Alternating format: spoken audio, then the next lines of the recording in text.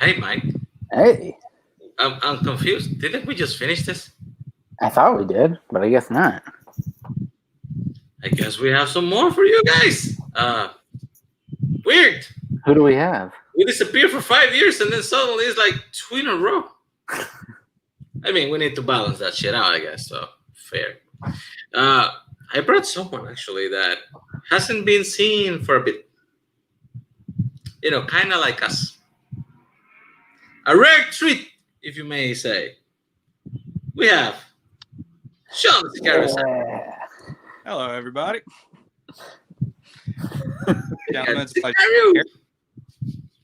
How you doing, man? How's COVID-19 life treat you? A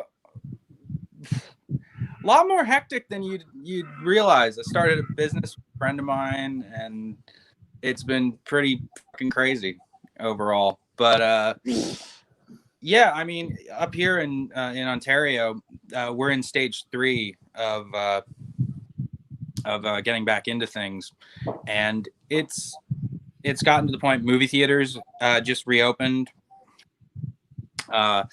restaurants are reopening. Basically everything's starting to go back to normal, but there's some spikes here and there.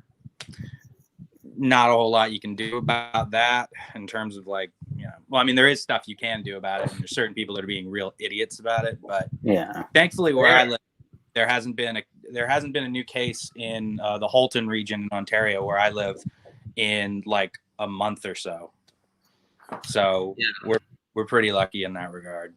I'm glad to hear that you have a new business, and I hope it's going great because I have been able to work in 5 months, and Mike had to move. Yeah. Oh yeah. So, You moved to, right? What'd you say? Mike, you moved to Iowa, right? No, Minnesota. Minnesota. Yeah, Minnesota. Oh, Minnesota. Okay. Yeah. Right. Apparently, he wanted some of them snow, but weird. So, everybody knows how this kind of works. Yeah. Live this time. So, if anybody has any comments for our esteemed guests, we'll read them in the end. But for now, let's just get this party started. What's the movie or movie moment that started your love for movies? Well, I'd probably say the first one that really made me love movies overall was Indiana Jones and the Last Crusade. But there's a moment that my dad always talks about where I think it was I was so young that I don't even remember this. But apparently my dad got the Wallace and Gromit movies. And so the one A Close Shave with Shaun the Sheep, when Shaun the Sheep kicks the metal dog into that giant rotating chipper and stuff, and it winds up destroying the dog, and he winds up saving the day at the end of it. Apparently I loved that when I was 4 or something like that, and that was apparently the moment, according to at least my family, that I wound up falling in love with movies. A Close Shave, right? A Close Shave, yeah. The original Shaun the Sheep one. So first off, what do you feel about Indiana Jones, Mike? I mean, you kind of like a little bit of Spielberg, I think? Yeah, I kind of like him. No, I fucking love these movies. These movies are amazing. Except for, one that we do not talk about that wasn't directed by Spielberg. That was directed by someone else. Just don't mention it. I can't hear Mike at all. That's weird. He basically said that there was a faker pretending to be Spielberg doing another Indiana Jones after this one. But that doesn't count. So, yeah, this is the first Indiana Jones movie I've ever saw, which is weird, I know, because it's number 3. I have told this story a couple of times. Basically, my dad is like, let's go watch this movie. It's great. It's in theaters. And I was like, cool, let's go. And when I saw it, I was like, wow, that was fucking exciting, Dad. I love the character. I hope they do more. He's like, well, there's 2 that go before this one. You can watch them right now. I was like, why did you bring me to number 3 first? But I mean, parents, sometimes they don't give a shit. Well, I mean, at least admittedly with the Indiana Jones movies, it's not like you do have to watch them in chronological order. Yeah. Yeah, but he did this with everything. So Oh, I, God. I actually watch a lot of sequels out of order. That's life. And then a close shave. I don't even know if this is a like a full length movie. I think it's like a shorter film. Yeah. I can't remember how long it is. I think it's about like 40 minutes or something like that, 40, 45 minutes. But it's excellent. Yeah, I do love Wallace and Gromit. I kind of I was not disappointed because the movie is pretty good, but I was a little underwhelmed by Curse of the Were Rabbit because I think they work better in other movies that they have done before in shorter form. That's fair. I never wound up watching Curse of the Were Rabbit. I just wound up watching the original 3 films that I got on that box set my dad got back when I was like really little. I think the reason why I didn't wind up watching it is because I didn't. If it was bad, I didn't want to taint the memory of those original 3, and so It's not bad, but you better stick with what you have. I think okay. fair. Okay, what's the first movie you remember seeing in theaters? First movie I remember seeing in theater. I think it was Spy Kids. I think the first one I remember seeing in theaters was Spy Kids. Damn, Not everybody's so Not young. a great one, but that's the first I one. mean, I don't think it's a bad movie. No. If you consider like all of the movies that were being made for kids by that time, I would say Spy Kids actually it's kind of like a pretty decent pick. Yeah. But it's kind of shocking to me that this is the first thing you watch in theaters because when is this movie from? Let me check. 2001. Fuck, I was 20 years old. Yeah, I was 7. Interesting. I was 7 years old. Mike, why is this your favorite kids movie? It's not my favorite kids movie, but I do enjoy it. I actually enjoy all 3 of them. The 4th one, I think I've seen like half of it. I didn't even get through the rest, but the first 3, I enjoy them. I'm gonna They're have to fun go movies. back and listen to what Mike says in all of these. Yes, we're pretending that Sean can listen to Mike, but he can't. I also enjoy this for the most part. I actually think the second one is a little underrated. People give a lot of crap for the Island of Lost Dreams, but I actually like that movie. Yeah. The third one, the third one actually suffers a lot for the fact that they had to use those fucking 3D glasses with the red and blue thing, and basically ruined the experience for me. I probably should rewatch it at home, but I haven't. Never saw the fourth one, so there we go. I guess it's wild.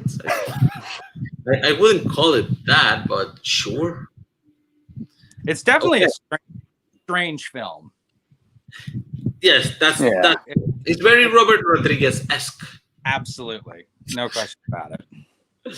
If you could pick one movie from any era to be able to watch in theaters, which movie would you choose? Ooh.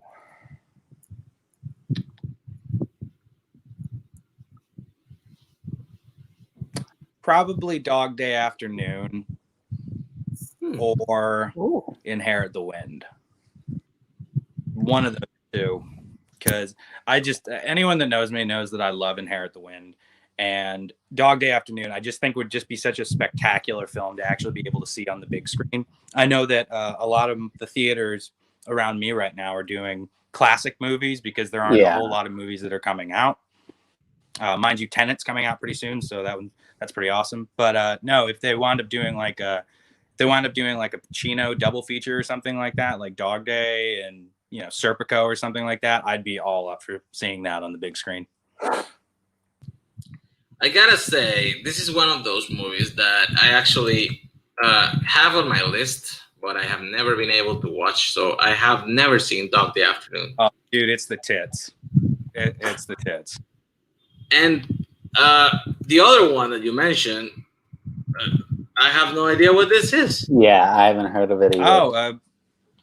It was based off a play that was written in the 1950s early 1950s, and it's all about it's an adaptation, a dramatic adaptation of the John Scopes monkey trial from the early 1900s.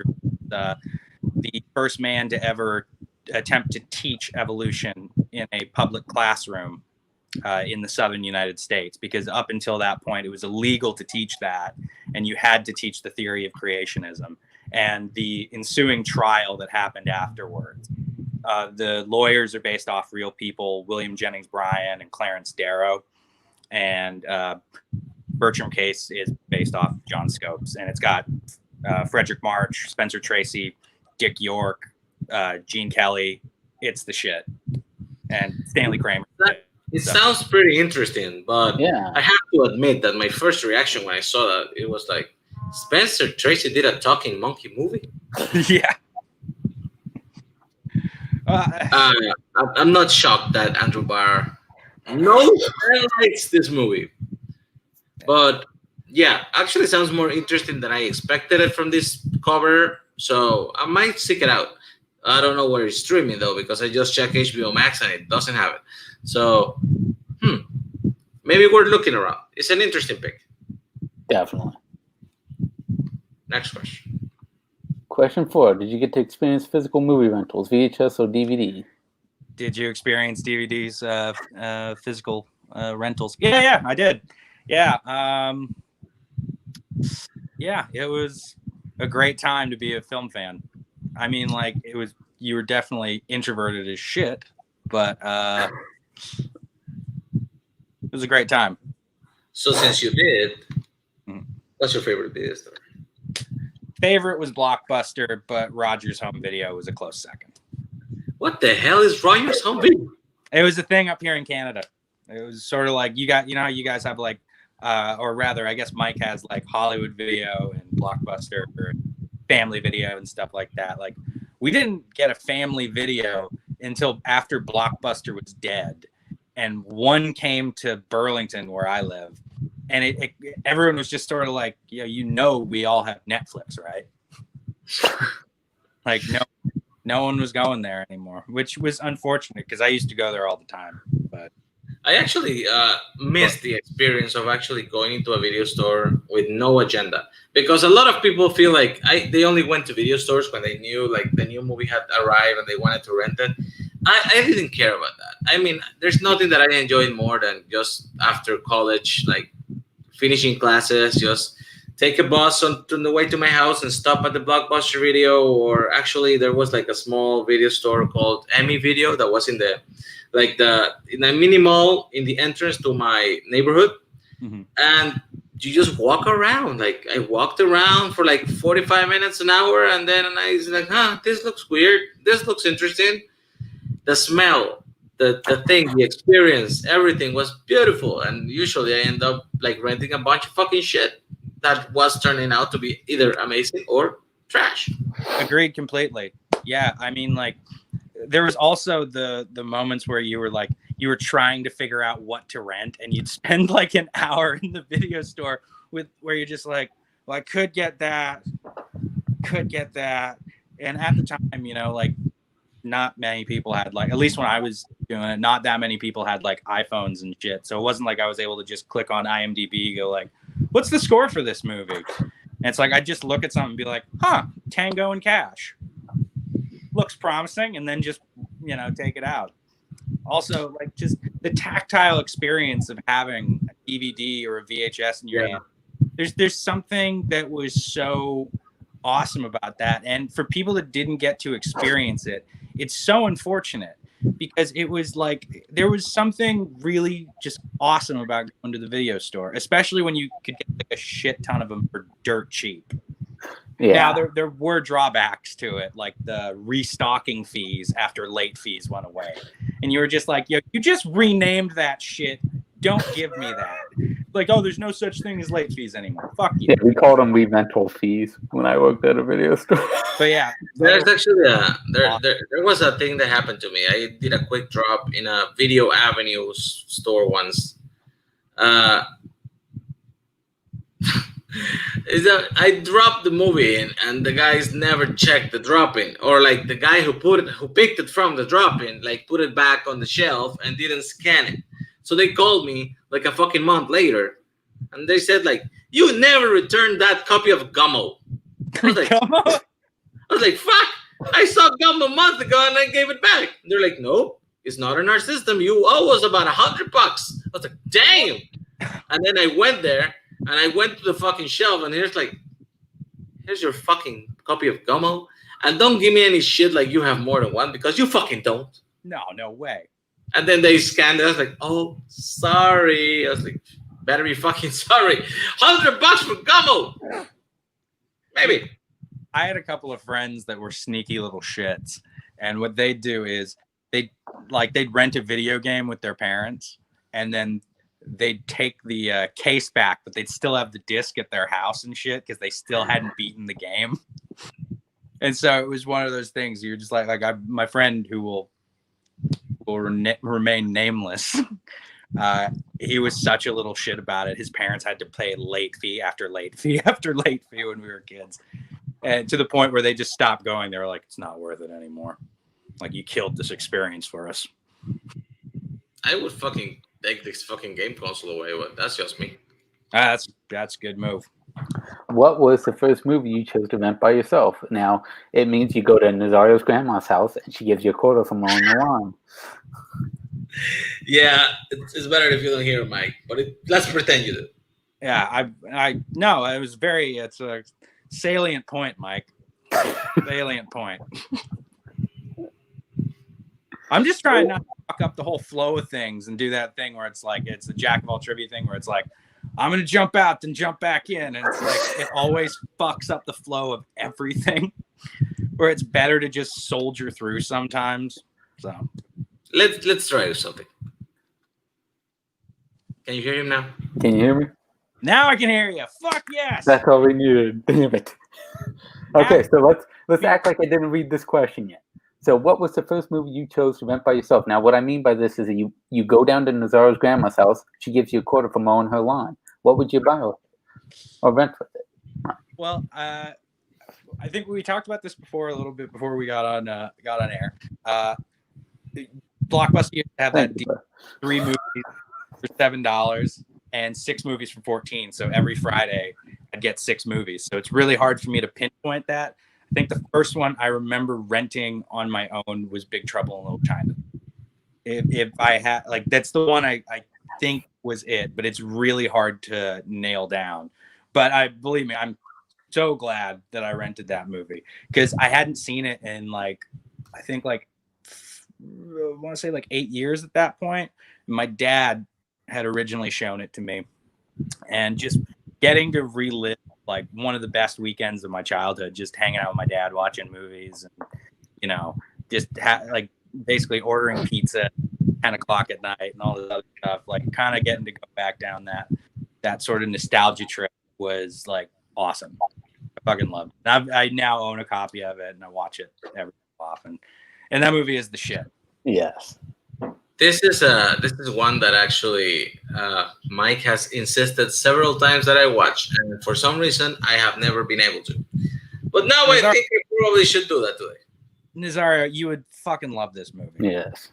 I do not doubt that, since it's fucking John Carpenter in the 80s, and that man was fucking gold.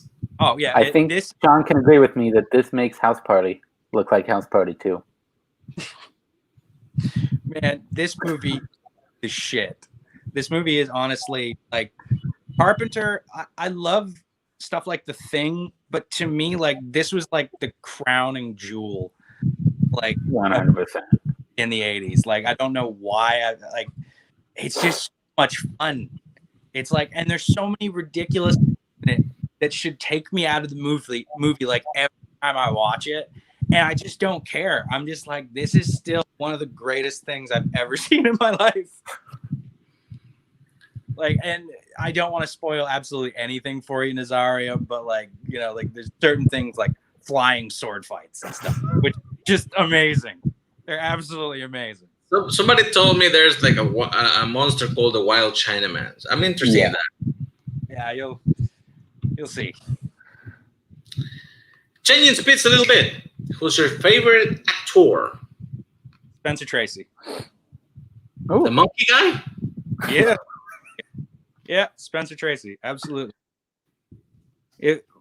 That's a good pick. I like it. Tracy, you wound up watching, but like he's amazing in stuff like The Old Man in the Sea, where he just plays a fisherman. He's full as Thomas Edison. He's remarkable in Judgment at Nuremberg and It's a Mad, Mad, Mad World, Bad Day at Black Rock, When. Like he is just his ability to play almost anybody in just the most natural way possible was like something that was super revolutionary at the time, because he had the whole philosophy where everyone had like this idea of like overacting in a way, or like they had that what's it called? I think it's a North Atlantic accent. You know, you'd hear a lot of people talking sort of like this, very unnatural, and it was like you'd hear that a lot from guys like Cary Grant. And Cary Grant did it better than the majority of people, but you'd hear it from a lot of people. And he had the philosophy of don't act, just behave. And for me, anytime I see him on screen, it's not like watching someone act. It's like it's just watching someone exist. And that to me is what's the most fascinating thing about him. He's the shit, in my opinion. I have no idea who this guy is. I have heard the name. I don't think I have ever seen a movie with him in it. I kind of recognize his picture a little bit. Yes, I am weak with classics. Do not pick that against me. It's a trap. Mike, do you like Spencer Tracy movies? Yeah, I enjoy him. Like Judgment at Nuremberg is probably my favorite of his. Like, I've only seen him in a few things, but everything I've seen him in, I enjoy him in. Very interesting pick. Okay. Flipping the coin on that one. Who's your favorite actress? Kate Blanchett. Oh, It was she played Katharine Hepburn, you know. Yeah, where that's part of the. I think like it when I was like making my list, like that's someone's gonna mention that. Someone's going to mention that, but no, like I love her range. It was between her and Emily Blunt, because I love Emily. Well, I think she's the shit. But no, it's just Kate Blanchett's range of being able to play like a teacher in a relationship with an underage student in Notes on a Scandal. She's able to play the Queen. She's able to play Galadriel. She's able to play Hela. She's able to play Bob Dylan. Like just she's able to play Katharine Hepburn. Like watching her absolutely phenomenal range in any film is just a treat. And so, yeah, Kate Blanchett. This actually is a pretty great pick. A lot of people forget that how good she is until she kind of shows up on screen. But I think that's more to her craft, because you kind of forget about Kate Blanchett and you remember more the characters. And the woman is actually pretty stunning for like an older actress, and she still like gives it her best every time she's on screen. She made, I think she's the only person that actually made a bad guy from the Thor movies work that it's not called Loki. Yeah, agreed. Because Hela was pretty fucking intimidating. Mike, what do you think about Kate Blanchett? Oh, I definitely enjoy pretty much every movie I've seen her in. I enjoy every single performance. She is great. Like one of the first movies I remember watching with her, which I know I've seen movies before with her in it, but one that really stuck out to me was Bandits, the Bruce Willis, Billy Bob Thornton movie. She was like so like she had like a weirdness to her that I really enjoyed, and it just moved on with Lord of the Rings movies and everything else. I think the first thing I watched was Elizabeth in '98, but the first thing that I remember being like impactful is that moment in the first Lord of the Rings, Fellowship of the Ring, when Frodo offers her the ring, and she just goes fucking ape shit on him. I almost pissed my pants. That was fucking great. Yeah, between that and the scene where Bilbo tries to grab at the ring, they were probably the scariest moments in that movie. Like, he turns into freaking Gollum. Yeah. chicken in the grill. That scared the shit out of me as a kid. Like, absolutely terrified me. As a kid in 2001, Jesus Christ. What's your favorite director? It changes on the day. Between Stanley Kramer and Quentin Tarantino. I would say I'm more knowledgeable and I've watched Tarantino's films more, but I shouldn't say I don't have the same sense of enjoyment watching Tarantino's movies as I do Kramer's movies, at least kind of where I'm at in my film watching nowadays. But it really just kind of depends on the mood that I'm in. Like, there's times where I want to watch It's a Mad, Mad, Mad, Mad World. And by the way, yeah, Bar, I said Kramer. Yeah, thanks. Right. Yeah, I know. I'm nothing if not predictable. But no, like I'd say, like it's a challenge. I enjoy watching things like It's a Mad, Mad, Mad, Mad World, where it's a 3-hour long comedy, and you're just like, how the hell did someone ever pull this off? To me, it's like a mad. But then there's times I really love, Tarantino's dialogue-heavy, suspense-filled moments where it's just, like for example, the opening scene to Inglourious Basterds. Really is just dependent on what kind of mood I'm in. But if you stuck a gun to my head, I'd probably say Quentin. But it's between the two on any given day. I have seen a couple of Stanley Kramer films. I think he's a great director. Yes, definitely Mad World. It's a challenge of a movie, even though it's never boring. And I never felt like it was overstaying its welcome. I do feel like I should take a break, like at some point, especially in the 4-hour cut. Oh yeah. And yet, I cannot get enough of this man right here. I was talking to Mike. I watched on Sunday for the first time the extended version of Hateful Eight. Yeah. Which is actually set up as a miniseries on Netflix. I don't know why. You don't need to. No. The thing is fucking perfect, and I didn't see a single scene that was edited out that needed to be edited out, because everything just adds a little more texture, a little more flavor to the world he builds. Yeah. I could watch this man on a 24-hour loop. I don't care what anybody in the chat says. Once Upon a Time in Hollywood is fucking brilliant. Yes. I wanted more, not less, of that film. Mike, why do you hate Quentin? I do not hate Quentin. Now, Spielberg, everyone knows, is my favorite director, but this guy right here is a guy that when I wanted to get into the film business, I looked at him and I went, it's a fucking possibility to do it. It's a guy that worked at a video store.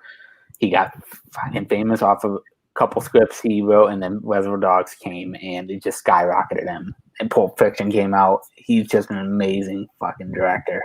His stories are legendary. The stuff that he homages in his films are great. This guy is pure love of cinema through and through, and I love everything about it. Also, to speak to your point about it being a possibility, think about the one movie that he wound up making before he did Reservoir Dogs. It was My Best Friend. Yeah, My Best Friend. It's a 30-minute long film about a guy trying to throw a party for his friend. It's just like it. It's not anything that would make you go like, who's going to create one of the next great crime films of all time? That guy. Yeah. Be like, bullshit. And then he goes out and he does it. He's the shit. I love Quentin. Everyone knows I love Quentin. I'm a man of prediction in this one. I kind of was surprised when you were doubting for a bit there, but because I already had the picture Googled and everything. Yeah, I knew you would have. No, it's between the two on any given. It just depends on how I'm feeling. What's your favorite movie? It came out last year. My favorite movie is Parasite. Wow. I know. I did not expect it to be my favorite movie. I really didn't. I just expected, because I'd heard great things from everybody. And I was like, all right, we'll go check this movie out. It sounds like it'll be really cool. I'm like, but I didn't expect it to knock off like The Elephant Man and The Big Short and films that like I like. Nothing touched The Elephant Man as my number one pick for my favorite movie for almost 12 years. Like I saw that movie when I was 14 years old, and I saw Parasite, I think, just before I turned 26.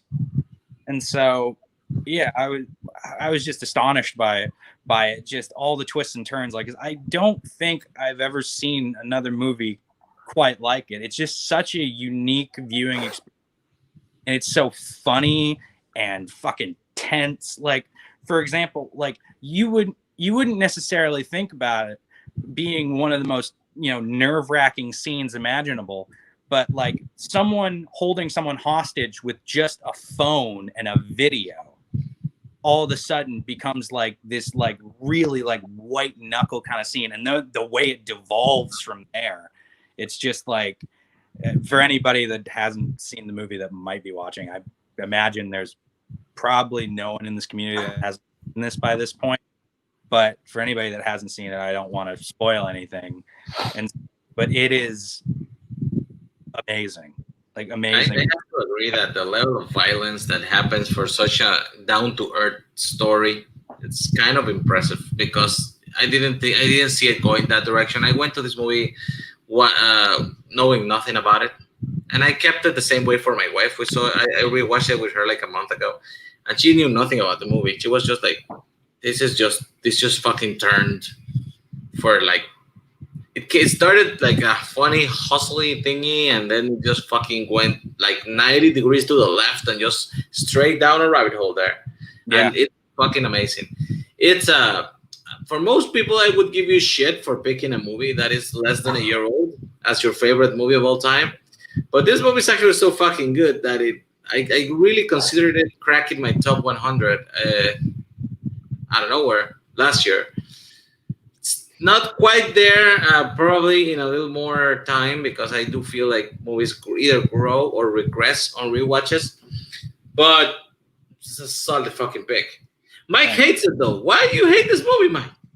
I do not hate it.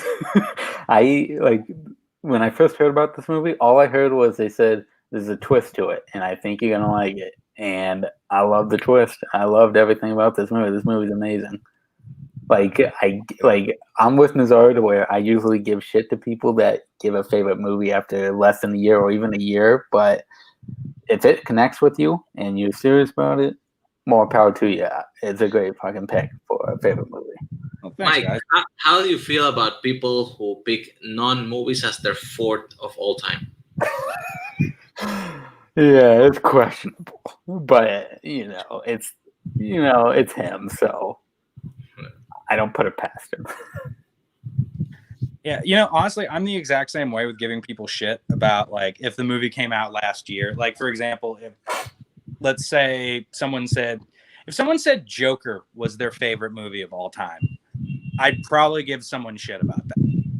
I'm not like it would probably be the moment where like my snobby film fan side kind of came out, where it'd just be like, oh man, it's just Taxi Driver meets the King of Comedy, and it's like, and how can it be your favorite film when it hasn't even had enough time to age? But it's like the exact same time I like stand on, because this is my favorite movie.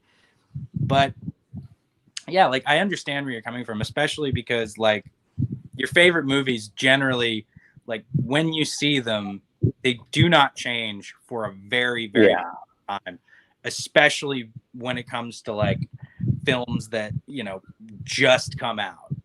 Like if someone was to say like, I like 12 Angry Men more than I like Parasite, I'd be like, well, that's fucking fair. By the way, it may or may not be directed at somebody here. So. Fair. One of the most important questions you'll ever hear in your life. You prefer Spielberg movies or Burton movies? I prefer Spielberg movies. You're goddamn right you do. First, I do really love Burton movies, though. I especially love the aesthetic of Burton. Like, I'm not a fan of '89 Batman. Totally honest with you, not super crazy about it. But the design of Gotham City in that movie, the Gothic architecture, is some of the most beautiful set design and just the entire, like, as far as like the design of a city goes in a film, it is some of the very best that you will possibly see. But for me, Spielberg, like, he's just, it was like 75 to like 98, pretty much nothing but net. Like, Jaws. What are your feelings about Batman Returns? I just got into a conversation with somebody about this last night.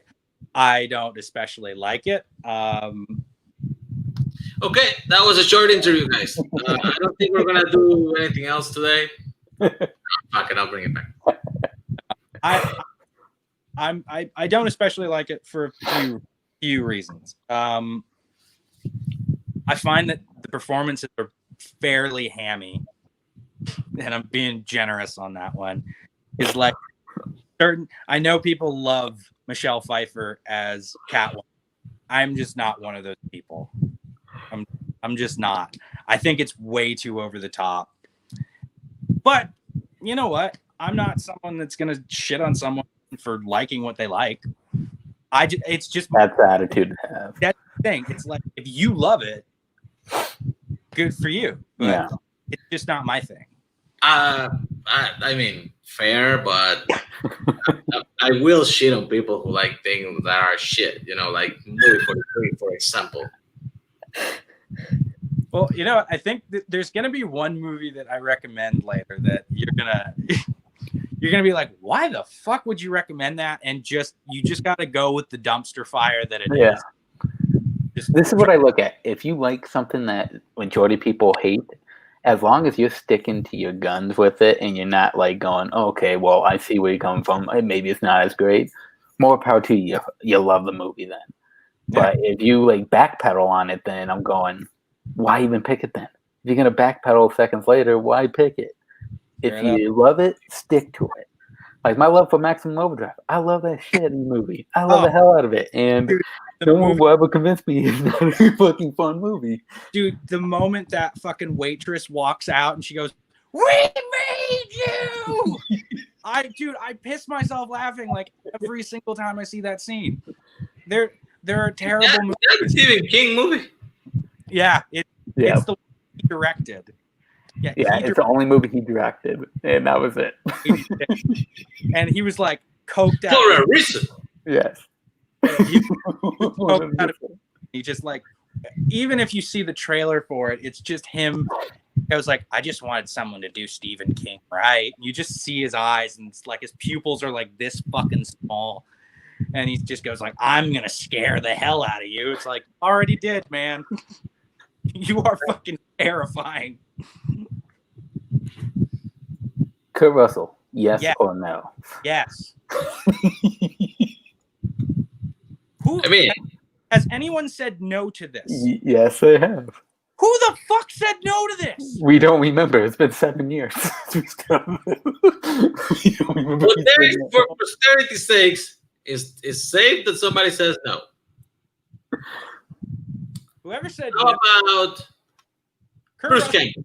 Yes, no, or Groovy? He is an international treasure. He is not even national treasure. He is an international treasure. God damn it. Here's the thing with Kurt Russell. Maybe he's not the greatest actor of all time. Excuse me right there. Or charming. I dare you. Wrong, Sue. So, Bruce Campbell. Yes, no, or Groovy? Groovy. Yeah. Always groovy. Are you kidding me?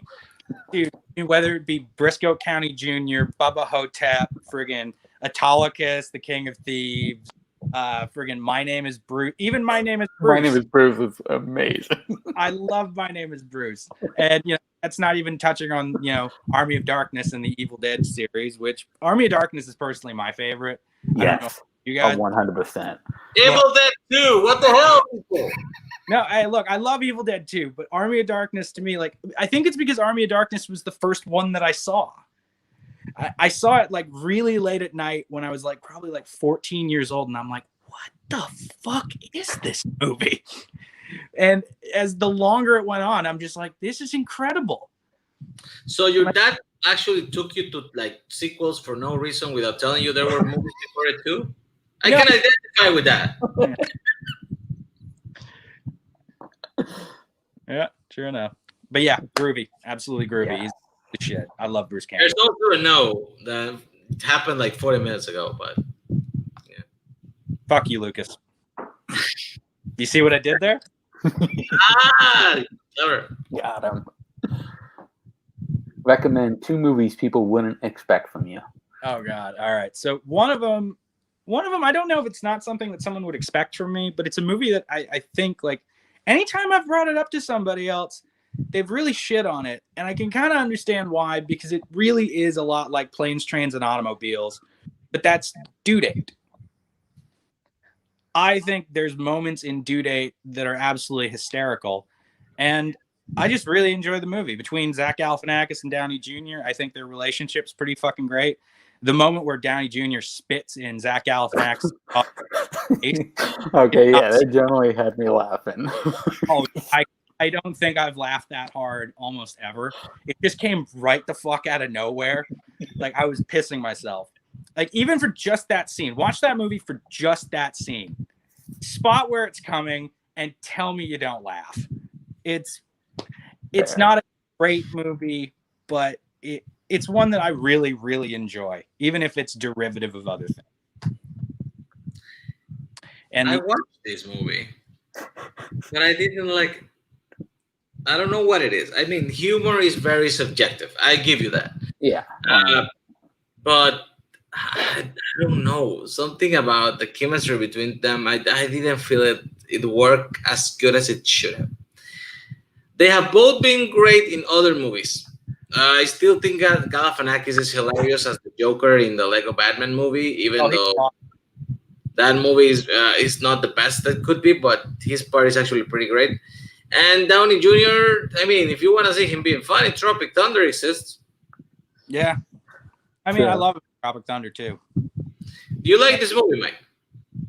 Yeah, like I don't love the movie, but I will when it's on, I'll watch it, and I will laugh at the sequences, like the spit in the dog's face, like them at the bank trying to get the car, like that stuff. You know, it's funny to me. Like, yeah. I'll say it's better than Hangover 2 or 3. Yeah. Definitely. What else you got for us? Okay. What I was talking about earlier, this movie that I'm about to recommend is pure hot garbage in the best way possible. It is maybe the worst movie I've ever seen, but that makes it one of the best I've ever seen. And that is Avalanche Sharks. Where's Lucas when we need him? It is so truly awful that you will just be sitting there going like, how the fuck did this get made? Like, I don't know what it is about this piece of shit movie, but like I saw it and I was fucking crying laughing because it was maybe the worst thing ever. Don't watch it on your own. Watch it with friends. It's a room situation where like if you try to watch it by yourself, you're just going to be like, I want to fucking kill myself. But if you watch it with other people and you just get in on the joke, it's one of the worst things you'll ever see, but it's hilarious. It is truly terrible. Truly terrible. But I stand by recommending it to people just because of how bad it is. What? Is this a Sci-Fi Channel movie? I'm not entirely certain. I think it might be. I honestly do. No, it's truly awful. It's so great. I would say I think I enjoyed the first Sharknado movie enough. Yeah. They kind of killed it by making it a year thing. That was kind of lame after a while. But this concept interests me a bit because you think of avalanches, that's snow coming from the mountains, right? But it comes down because of the gravity. So how do you get a shark on top of a mountain in the first place? I'm baffled. That's the big question. Yeah. And it's the dumbest answer you could possibly think of. I can think of pretty dumb things. Yeah, it's pretty fucking stupid. Believe me. Anything you think it is, it's probably dumber than that. Mike, why is this your favorite snowing and skiing movie? I have not seen this movie, but I see a trailer reaction in our midst. Sorry, I know that you guys are running the interview, but can I ask the question actually on this one? Why is this better than Jaws? I will answer that question by doing this.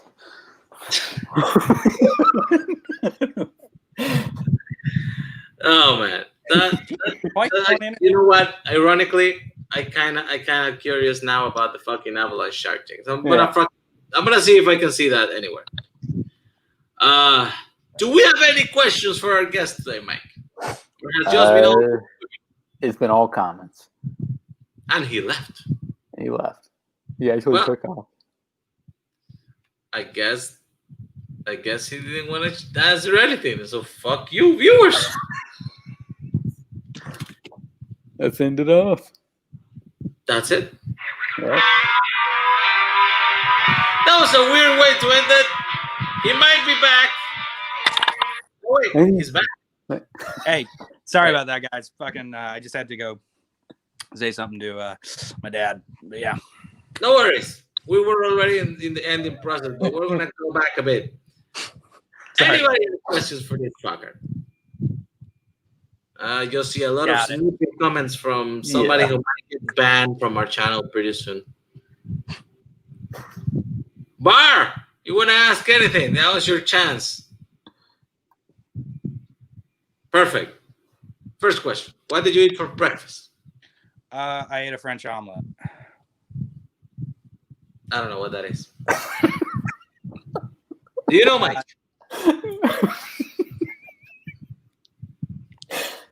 No. What is it? A French what? The difference between a French omelet and French omelet. I just heard French and went, what? Yeah, I ate a French. No, a French omelet. Difference between a diner style omelet and a French omelet is you roll a French omelet and you scramble it on the inside. That way it's like really curdy. It's like eating an omelet with like scrambled eggs in the middle, and you mix in like I put caramelized onions, sauteed mushrooms, a little bit of bacon, and some mozzarella cheese in mine this morning. So, but yeah, it kind of looks good. It's amazing. It's one of the best things you can eat in the morning. It's terrible for you, but it's great. Maybe. No, I don't live in Quebec, Bar. French class is kind of a joke where I live. After that delicious treat reminds me that I haven't eaten any lunch and I'm pretty fucking hungry. Dude, We're gonna end this here. So thanks to our esteemed guest, Mr. Sean Sandberg, for coming back in for a bit and telling us why he loves movies. It was great. Thank you guys so much for having me. For showing up today. We know it was a double dipper, but we haven't done this in a while, so it was worth it. Bye, everyone. Bye, Bar.